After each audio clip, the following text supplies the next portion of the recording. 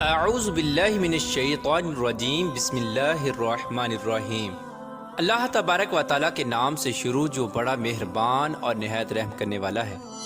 پیارا دوستو، آج کی اس ویڈیو میں کائنات کے سب سے بڑے بدبخت اور کافر کے بارے میں آپ کو بتائیں گے، یعنی فرعون کے بارے میں، کہ فرعون کون تھا اور کس کی اولاد میں سے تھا،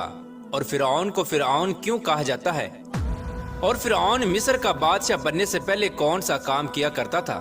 اور یہ فرعون مصر کا بادشاہ کیسے بنا، اور فرعون نے خدائی کا دعویٰ کرنے کے لیے بنی اسرائیل کے مسلمانوں کو کس طرح جانوروں جیسا جاہل بنا دیا تھا، اور پھر کس طرح فرعون نے خدائی کا جھوٹا دعویٰ کیا اور کس طرح یہ مصر کا جھوٹا خدا بنا۔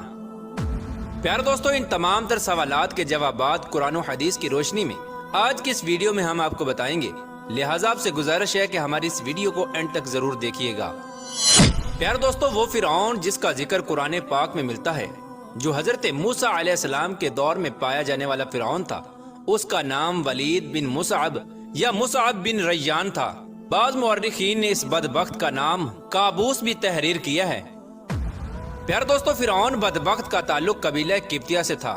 اور اس کی عمر 400 سال ہوئی۔ پیارے دوستو، اس 400 سال کی عمر میں نہ تو یہ کبھی بیمار ہوا اور نہ ہی کبھی اس کے سر میں درد ہوا اور نہ ہی کوئی دشمن اس پر غالب آیا۔ پیارے دوستو، اس کا چہرہ تانبے کی طرح چمکتا تھا، اسی وجہ سے یہود و نصارہ اس کو کابوس کہا کرتے تھے۔ فرعون بادشاہ بننے سے پہلے محنت مزدوری اور تجارت کیا کرتا تھا۔ ایک دن یہ محنت مزدوری سے تنگ آ کر بازار کی طرف نکلا اور وہاں پر اس کی ملاقات حامان سے ہوئی۔ دیکھتے ہی دیکھتے ان دونوں بدبختوں کی ملاقات دوستی میں بدل گئی۔ چنانچہ اس وقت یہ دونوں ملعون کام کی تلاش کے لیے شہر کی طرف روانہ ہو گئے، اور ان دنوں میں شہر کے اندر خربوزے کی خرید و فروخت کا کام زیادہ تھا۔ اس طرح یہ دونوں بدبخت ایک خربوزے والے کے پاس گئے اور اس سے کام مانگا۔ چنانچہ اس وقت خربوزے والے نے ان دونوں سے کہا کہ میرے خربوزے لے جاؤ اور بازار جا کر بیچ آؤ۔ جب یہ مال تم دونوں فروخت کر لو گے تو میں تم دونوں کو کھانے کے لیے دوں گا۔ اس وقت خربوزے والے کی یہ بات سن کر فرعون نے حامان سے کہا کہ تم یہیں ٹھہرو اور میں یہ خربوزے لے جاتا ہوں اور بازار میں فروخت کر آتا ہوں۔ چنانچہ ایسا ہی کیا گیا۔ فرعون وہ خربوزے لے کر شہر کی طرف چلا گیا اور وہاں جا کر فرعون نے دکانداروں سے خربوزے خریدنے کا کہا۔ اس وقت دکانداروں نے فرعون سے کہا کہ ہم تو سودا ادھار خریدتے ہیں اور بیچنے کے بعد اس کی رقم ادا کرتے ہیں، اور یہاں کا یہی دستور ہے۔ چنانچہ دکانداروں کی یہ بات سن کر فرعون تھوڑی دیر کے لیے خاموش ہو گیا، اور پھر اسی وعدے پر وہ سامان فروخت کر کے واپس چلا آیا، اور واپس آ کر خربوزے کے مالک سے کہا کہ مجھے یہ کام اچھا نہیں لگتا۔ اتنا بول کر فرعون وہاں سے چلا گیا۔ اب فرعون کو کسی اچھے کام کی تلاش تھی جس سے فرعون زیادہ سے زیادہ مال و دولت اور روپیہ پیسہ کما سکے۔ اس کے بعد فرعون بادشاہ مصر کے دربار کے اندر چلا گیا اور اس کی خدمت میں جا کے درخواست پیش کر دی کہ میں بہت دور سے آیا ہوں اور میں بہت غریب ہوں اور مجھے کسی کام کی تلاش ہے، اور میں کھانے پینے سے بھی عاجز ہوں۔ برائے مہربانی اپنی سلطنت مصر کے اسی شہر میں بطور فدوی مجھے کوئی کام دے دیا جائے اور اس غلام کو اس جگہ پر مامور فرما کر سرفراز کیا جائے۔ چنانچہ اس وقت فرعون کی یہ بات سن کر مصر کے بادشاہ نے فرعون سے کہا کہ تو کون سا کام چاہتا ہے؟ چنانچہ بادشاہ کی یہ بات سن کر فرعون بولا کہ مجھے مصر کے قبرستان کی دروگی دے دی جائے،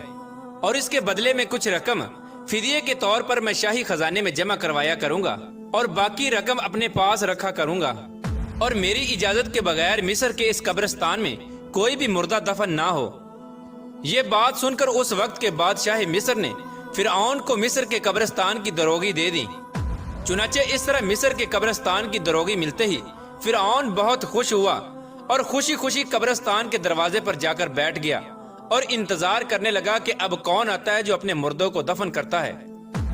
پیارے دوستو، قضائے الہی سے ایسا ہوا کہ اسی سال مصر کے اندر ایک خوفناک وبا پھیل گئی، جس کی وجہ سے مصر کے بہت سارے لوگ مرنا شروع ہو گئے۔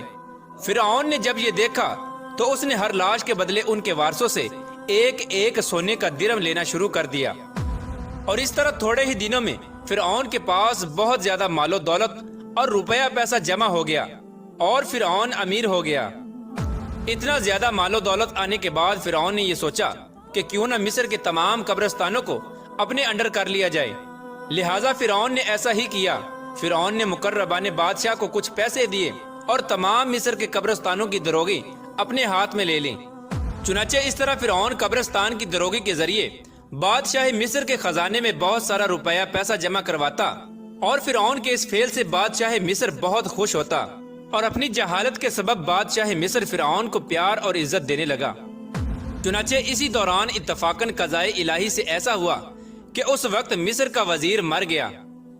اور چونکہ فرعون اس وقت بادشاہ مصر کا بہت زیادہ مقرب بن چکا تھا، لہٰذا مصر کے بادشاہ نے فرعون ہی کو مصر کا وزیر مقرر کر دیا۔ چنانچہ اس طرح اقتدار ملتے ہی فرعون اقتدار کے نشے میں بدمست ہو گیا، اور اس نے اپنے بدبخت دوست حامان کو بھی اپنے پاس بلا لیا۔ اس وقت فرعون اپنے دوست حامان سے کہنے لگا کہ میں چاہتا ہوں کہ میں خدائی کا دعویٰ کروں اور ساری مخلوق مجھ کو اپنا خدا مانے اور میری عبادت کرے۔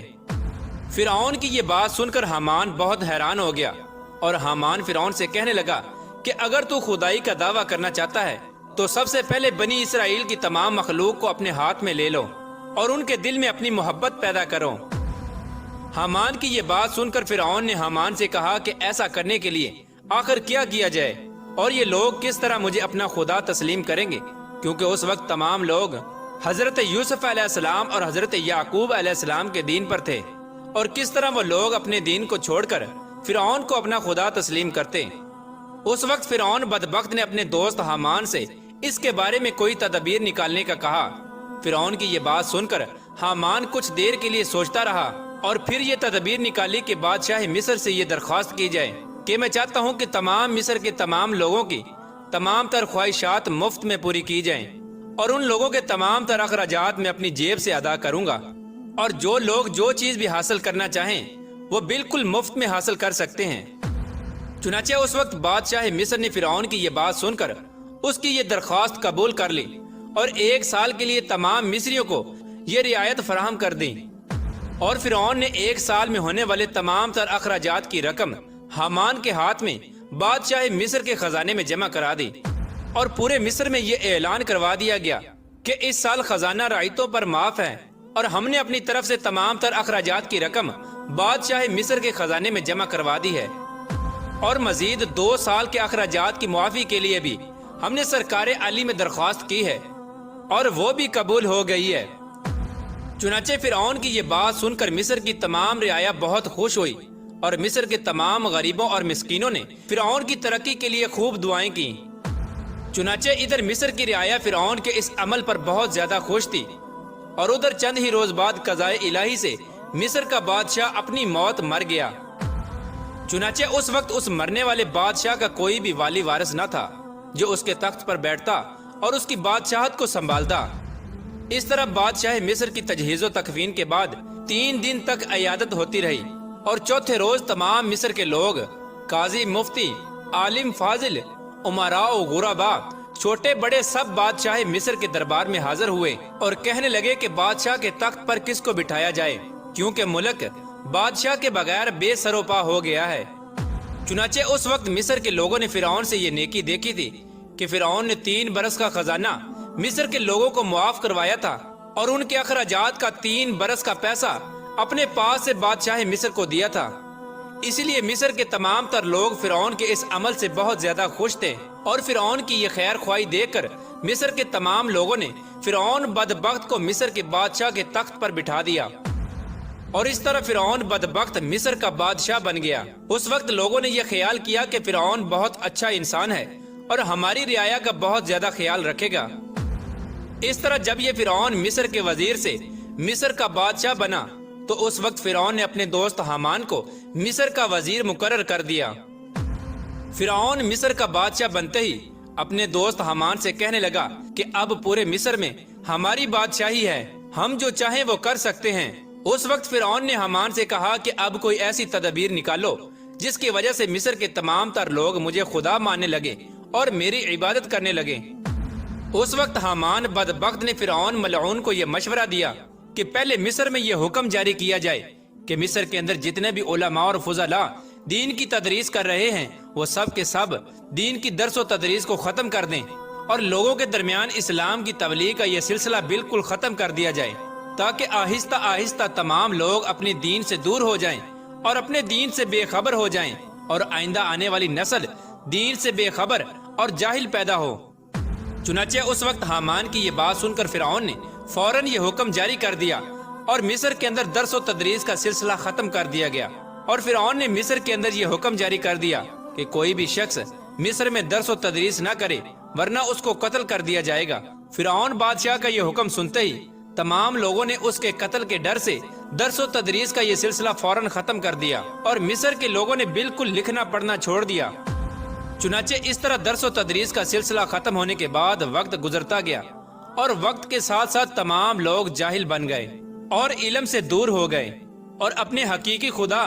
اللہ عز و جل کو بالکل ہی بھول گئے۔ اس وقت مصر کے لوگوں کی یہ حالت ہو گئی کہ وہ جانوروں کی طرح جاہل بن گئے۔ اس وقت فرعون نے یہ چال چلی کہ تمام مصر کے لوگوں کو یہ حکم جاری کیا کہ تمام مصر کے لوگ اپنے اپنے گھروں میں بت بنا کر اس کو سجدہ کیا کریں اور اس کی پوجا کیا کریں۔ چنانچہ فرعون کا یہ حکم پاتے ہی ایک قبطی قوم جو کہ کثیر تعداد میں تھے انہوں نے بتوں کی پوجا کرنی شروع کر دی اور آہستہ آہستہ یہ بت پرستی بڑھتی چلی گئی اور یہ سلسلہ 20 سال تک جاری رہا۔ اور پھر اس کے بعد فرعون نے مصر میں یہ اعلان کروایا اور اس اعلان میں یہ الفاظ لوگوں کے کانوں تک پہنچائے جس کا ذکر قرآن پاک میں یوں ملتا ہے جس طرح کہ اللہ تبارک و تعالیٰ قرآن پاک میں ارشاد فرماتا ہے، اور پس لوگوں کو جمع کیا اور لوگوں سے کہا کہ میں ہوں رب تمہارا سب سے بڑا اور بلند۔ پیارے دوستو، اس طرح کئی سال تک لوگ بتوں کی پوجا کرتے رہے۔ جب لوگ مشرک اور بت پرست بن گئے اس وقت فرعون نے یہ حکم جاری کیا کہ اپنے گھروں میں موجودہ تمام بتوں کو توڑ دیا جائے اور مجھے خدا مانا جائے اور میری پوجا کی جائے۔ چنانچہ فرعون کا یہ حکم ملتے ہی تمام لوگوں نے ایسا ہی کیا۔ تمام قبطی قوم نے بتوں کو توڑ دیا اور فرعون کو پوجنا شروع کر دیا اور فرعون کو خدا ماننے لگے۔ لیکن قبطی قوم کے علاوہ دوسرا کوئی بھی فرعون کو خدا نہیں مانتا تھا۔ قبطی قوم ایک واحد ایسی قوم تھی جو فرعون کو اپنا خدا مانتی تھی۔ باقی تمام لوگ اللہ تبارک و تعالیٰ کی وحدانیت پر یقین رکھتے تھے اور اللہ تبارک و تعالیٰ کو اپنا خدا مانتے تھے۔ اسی وجہ سے فرعون قبطیوں پر بہت مہربان تھا اور بنی اسرائیل کے مسلمانوں پر طرح طرح کے ظلم و ستم کرتا تھا، کیونکہ بنی اسرائیل کی قوم حضرت یوسف علیہ السلام کے دین پر تھی۔ اسی وجہ سے فرعون ان کو ذلیل کرتا اور ان سے بھاری بھرکم کام کرواتا۔ اللہ تبارک و تعالیٰ سے دعا ہے کہ اللہ تبارک و تعالیٰ ہمیشہ اپنی عبادت کرنے کی توفیق عطا فرمائے اور ہمیشہ اپنی وحدانیت پر ایمان رکھنے کی توفیق عطا فرمائے اور اس ایمان کی حالت میں ہمیں جینا مرنا نصیب فرمائے۔